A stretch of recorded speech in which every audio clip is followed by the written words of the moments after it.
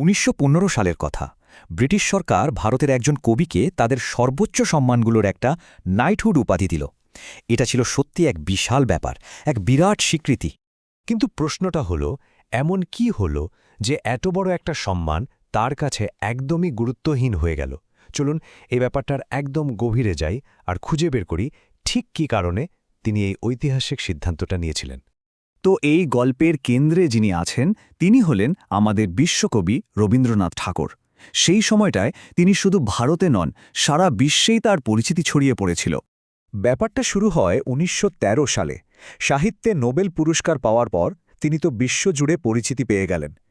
এর ঠিক ২ বছর পরই, মানে ১৯১৫ সালে, ব্রিটিশ সরকার তাকে নাইটহুড উপাধি দিয়ে সম্মানিত করল। ভাবুন তো, দুটোই কত বড় স্বীকৃতি। তো এই নাইটহুড পাওয়ার মানেটা কি?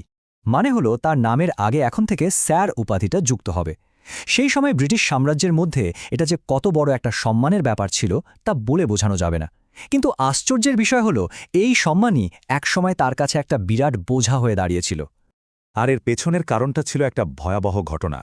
এমন একটা ঘটনা যা শুধু রবীন্দ্রনাথের বিবেককেই নাড়া দেয়নি, বরং ভারতের ইতিহাসের মোড়টাই ঘুরিয়ে দিয়েছিল। ঘটনাটা ঘটেছিল ১৯১৯ সালের ১৩ই এপ্রিল পাঞ্জাবের অমৃতসরের জালিয়ানওয়ালাবাগে। এটা এমন একটা তারিখ যা ভারতের ইতিহাসে এক কালো দিন হিসেবে রয়ে গেছে। সেদিন ব্রিটিশ অফিসার জেনারেল ডায়ারের নির্দেশে ব্রিটিশ সেনারা একদল নিরস্ত্র সাধারণ মানুষের উপর, একদম নিরস্ত্র মানুষের উপর নির্বিচারে গুলি চালিয়েছিল, কোনো রকম সতর্কবার্তা ছাড়াই। আর তার ফল? কয়েক মিনিটের মধ্যে শত শত নিরীহ মানুষের জীবন চলে গেল। এই নৃশংসতা, এই বর্বরতা পুরো ভারতবর্ষকে একেবারে স্তব্ধ করে দিয়েছিল। এই ভয়াবহ হত্যাকাণ্ড রবীন্দ্রনাথ ঠাকুরকে ভেতর থেকে নাড়িয়ে দেয়। তিনি বুঝতে পারছিলেন যে এমন এক নিষ্ঠুর শাসকের দেওয়া সম্মান ধরে রাখাটা তার বিবেকের কাছে একটা অপরাধ। এটা তার জন্য একটা নৈতিক সংকট হয়ে দাঁড়িয়েছিল।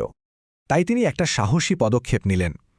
তখনকার ব্রিটিশ ভাইসরয় লর্ড চেমসফোর্ডকে সরাসরি একটা চিঠি লিখলেন।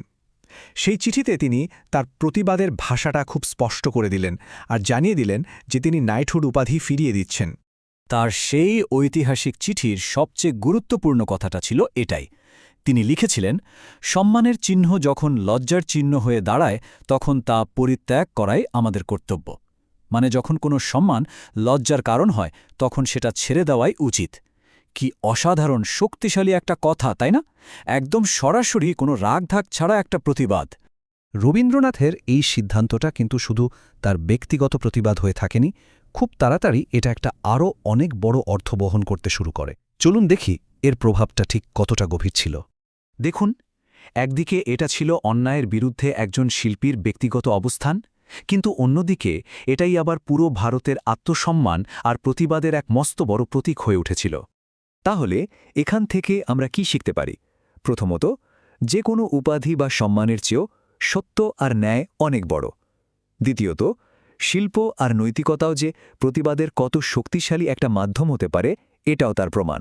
আর সবশেষে তার এই একটা কাজ পুরো একটা জাতিকে অনুপ্রাণিত করেছিল।